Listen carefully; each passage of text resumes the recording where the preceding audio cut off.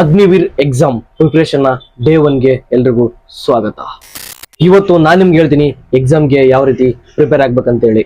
Point number 1, ಅಗ್ನಿವೀರ್ನ syllabus ಯಾವ್ದು ಅಂತ ಹೇಳಿ ಮೊದಲದಾಗಿ ನೋಡ್ಕೋಬೇಕು.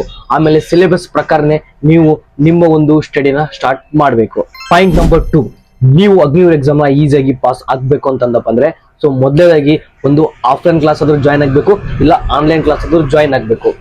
ನೀವು ಈ ಎರಡರಲ್ಲಿ ಒಂದು ಕ್ಲಾಸ್ ನ ಜಾಯ್ನ್ ಆಗಿದ್ದಪ್ಪ ಅಂದ್ರೆ ಸೊ ನಿಮ್ಗೆ ಎಕ್ಸಾಮ್ ನ ಆರಾಮಾಗಿ ಕ್ಲಿಯರ್ ನ ಮಾಡ್ಕೋಬಹುದು.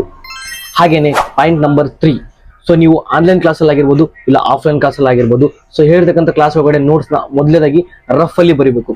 ಸೊ ರಫ್ ಅಲ್ಲಿ ಬರೆದು ನಿಮ್ಮ ಕ್ಲಾಸ್ ಎಲ್ಲ ಮುಗಿದಾದ್ಮೇಲೆ ಅದನ್ನ ಓದ್ಕೊಂತಾನೆ ನಿಮ್ಗೆ ಫೇರ್ ಒಳಗಡೆ ಬರಿಬೇಕು.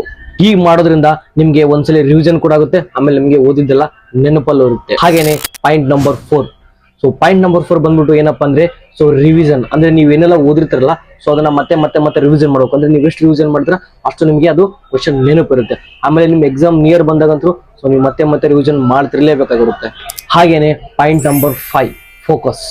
ನೀವು ಯಾವಾಗ್ಲೂ ಫೋಕಸ್ ಆಗಿರ್ಬೇಕು. ಸೊ ಯಾವ್ದ್ರ ಮೇಲೆ ನೀವು ಏನು ಪ್ರಿಪೇರ್ ಮಾಡ್ತೀರಾ, ಎಕ್ಸಾಮ್ಗೋಸ್ಕರ ಪ್ರಿಪೇರ್ ಮಾಡ್ತೀರಾ ಏನಪ್ಪ ಅಂದ್ರೆ ನೀವು ಎಕ್ಸಾಮ್ಗೆ ಮಾತ್ರ 100 ಅಲ್ಲಿ 90% ಅದ್ರ ಮೇಲೆ ಒತ್ತು ಕೊಡ್ತಾ ಇರಬೇಕು. ಇವಾಗ ಇದೊಂದು ನೆನಪಿರ್ಲಿ, ನೀವು ಎಕ್ಸಾಮ್ ಪಾಸ್ ಆದ್ರೆ ಮಾತ್ರ ಫಿಸಿಕಲ್ ಹೋಗ್ತೀರಾ. ಹಂಗಾಗಿ ಸ್ವಲ್ಪ ಜಾಸ್ತಿನ ಎಕ್ಸಾಮ್ಗೆ ನೀವು ಒತ್ತನ್ನ ಕೊಡ್ರಿ.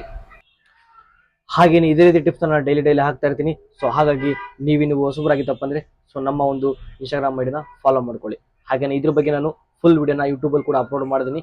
ಸೊ ಅದ್ರೊಳಗಡೆ ಕೂಡ ನೀವು ಒಂದ್ಸಲಿ ಚೆಕ್ಔಟ್ ನ ಮಾಡ್ಕೊಳ್ಳಿ.